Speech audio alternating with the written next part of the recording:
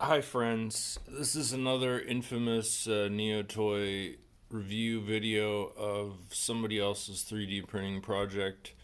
This is a strong reversible ratchet that was designed by Kwiatens. Kwiatens. I'm not sure exactly how to pronounce.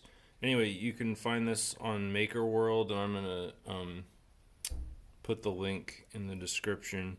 But anyway, let's go right into this. First off, I printed this out. Full disclosure, completely default profiles. I did not change infill or any other qualities. And after just a couple minutes, I had this part fail on me right here. This little shaft is just quite small, and the layer lines are parallel with the torque force, which is what I determined caused it to fail. I haven't actually tried the little port here, so let's give that a try. That's good. That's great, actually. That's a great fit. Friction fit, like perfect, because you don't. Well, see, this one's a bit rusty, so it fits in there and it stays. But this one is brand new, and it's a little too loose, and it just falls right out. So that's a design issue that could use some work. Let's take it apart, shall we? I found this aspect to be pretty sweet. Just a little screw here that screws into a threaded port,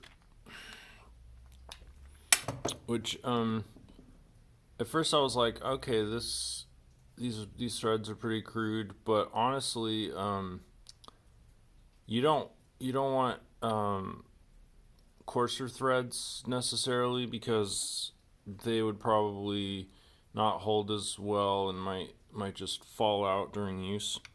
One thing I will say about the design of this that is by far my favorite thing about it is the ergonomics are phenomenal.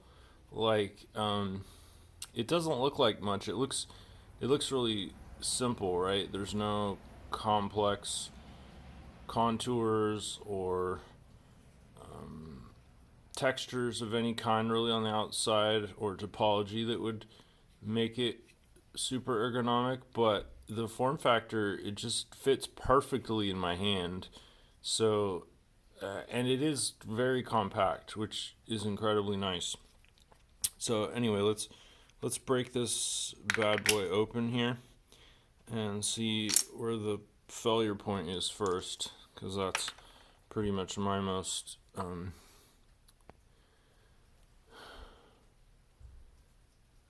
like fixation.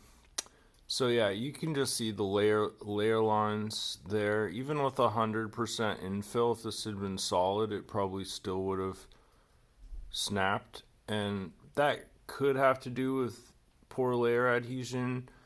But ultimately, printing the layer lines parallel with the torque force is never gonna turn out well, and this is a really small shaft, so this was like an incredibly failure prone piece. Now, if I were to print this out and design it, I would, instead of having this print vertically, I would design it so that it could print horizontally, so that the layer lines would be perpendicular to the torque force and therefore be a much stronger part. But I would also scale this up quite a bit.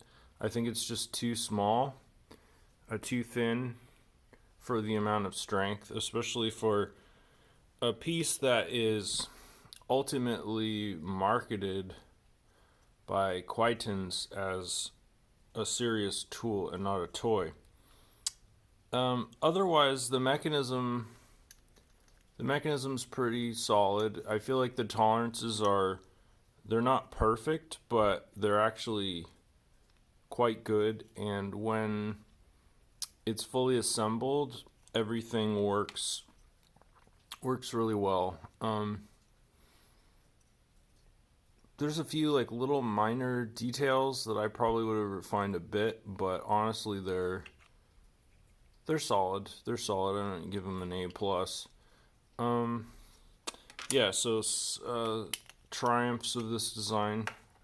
Clearly, a lot of thought was put into the ratchet mechanism itself. I don't know if I can get this out of here. Fits really well. Normally, this is a separate piece. I printed out the mechanical parts. Yeah, I can't get it back out of there. But anyway, it fits into this little slot here. And this is a nice solidly designed piece, as well as this the main gear part of the ratchet. This is perfectly designed basically because all of the layers are perpendicular to the torque force, and also all the gear teeth are perpendicular, so that's going to give that incredible strength and durability. Yeah, I would say, like, since this is the ratcheting actual part here, the flexible part that's most crucial. So the reason this broke, in addition to the layer line issue and the intrinsic thinness of the part, was because the turning force that it takes to shift the ratchet from one side to the other was surprisingly a lot. Like, it put a lot of stress on this piece when I was shifting between directions. So you could make these parts slightly thinner to make that a little more less stressful for the transition between the orientations, and you wouldn't lose a ton of strength or repeatability there, because all of these layer lines are once again perpendicular to the stress forces of the torque, so, and the flexation. So yeah, overall a solid design that just requires a little bit of refinement to make it truly phenomenal. Yeah, anyway, so well done, Kwiatens. I probably will just do a little tweaking on my own to make this up to my specifications, but definitely a nice solid entry.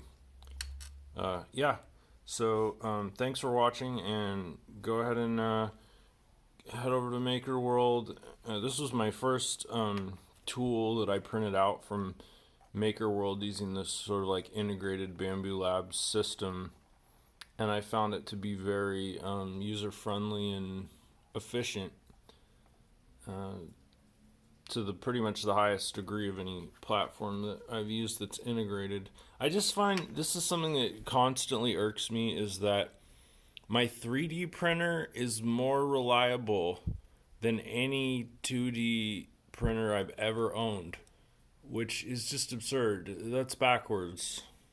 You know, that's an entire dimension more than a 2D printer. Why are 2D printers so shitty? Anyway, that's a whole nother video. Thanks for watching, and have a good one.